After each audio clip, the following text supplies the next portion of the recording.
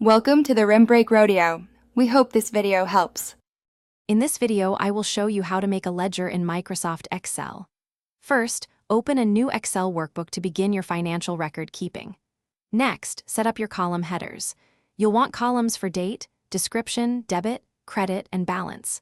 Finally, make sure to format the debit, credit, and balance columns as currency. This will ensure your financial figures are displayed correctly and consistently throughout your ledger. Now, let's record your transactions.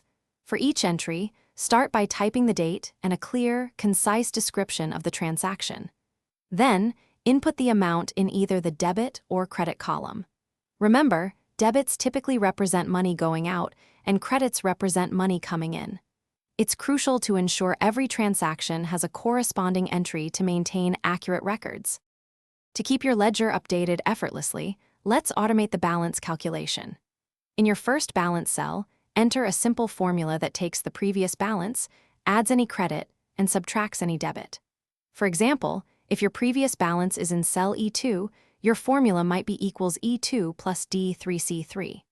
Once you have this formula, simply drag it down the column to automatically update the balance for every new transaction you add. To enhance your Excel ledger, consider using conditional formatting to highlight specific entries, like large expenses or income. This makes important data stand out at a glance.